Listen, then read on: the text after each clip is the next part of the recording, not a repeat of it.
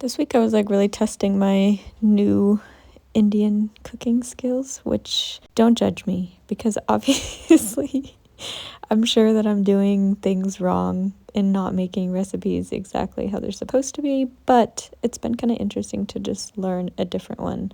So in that one I was actually making kitchari, which I've become kind of obsessed with kitchari with all those veggies. And then this is funny, I made guacamole and then we used the papadas and like toasted them on the gas and made like chips out of it. It was like a little bit of American, I don't know. It's actually the craziest thing because it's like when you start traveling, when you're from the US, you realize that there's no like traditional foods from the US. Like, what's a traditional food from the US? Hamburger and french fries? Like, pizza? No, that's Italian. Like, pasta? Italian. I don't know. It's kind of interesting. But speaking of traditions, this was Holi, and this was such a funny experience. So, watching like obviously I'm in like a village, so it's like small town, but watching all the like older people show up and like throw color on each other was just such a wholesome moment.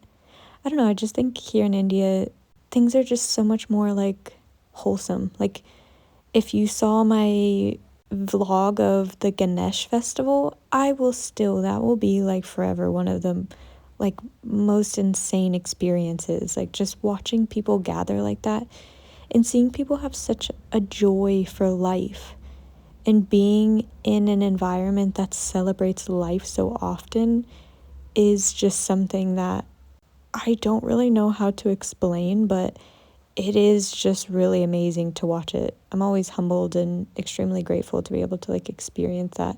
I did not participate. I took a shower that day and I just did not want to. Anyways, then this is me making one of my favorite meals, which is poha. So when I first got here, I was calling it poha because that's what it sounded like people were saying, but then I learned that it's poha.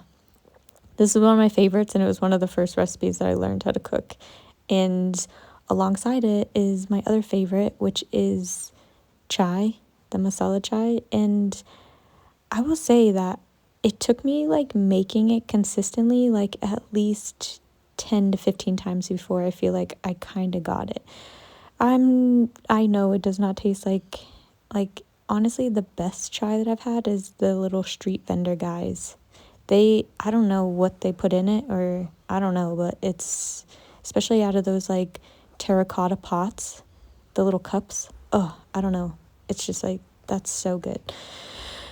But poha is one of my favorite recipes, so that was one of the first recipes I really learned how to make, and I feel like now I make it better than my boyfriend. Like, I would rather me cook it. I don't know if that's just because, I don't know, but it's one of my favorites and I really like it with tomato and peppers. And then he actually got curry leaves the other week, so then I started making it with that, and I will say I'm getting pretty good at that one. And I will say that both of these are kind of like little labors of love, like learning when to add things, when not to. And I like my poha with lots of peanuts. That's one thing that when I eat it out, it doesn't have enough peanuts for me. But the weather's finally warming up. It's not like so cold and dry, so my hair is like finally not so dry. Oh, and that was chilla. I made beetroot chilla, and that's probably my second favorite. I really like that one, but I will say that one I have not mastered. I will need a little bit longer to do that. Then this, I don't really know how to describe this, what to call this, but this was a fair, like a festival fair, and they had this like wrestling, and whoever won got like money. The amount of people here was insane, but actually it was kind of funny. My brother was a wrestler when he was younger, and so I sent him a video of this, and even he knew. I didn't know this, but I guess that wrestling used to be really big here in India, and then I guess it got kind of phased out. I'm not exactly sure the details of that, but it was very interesting. The little guys walking around them playing the drums, I was just like, how do they not feel scared that they're gonna get like knocked out? But again, I'm in a village. It was like every single person from the whole village was there. It was really cool. But then on the other side, they had this like a fair. The cotton candy, the rides. There was no way you were getting me on that ride. No way. But I will say one of my favorite things also is those fritters. I love those fritters. It's just like fried veggies, but it's so good. Then this is another thing that I feel like even though I've been here for a while now, I'm just like still always experiencing so much. You can hear the drums in the background, but so where I'm staying, they had, I don't know what you would even call this, but they essentially called the deity, and they invited him here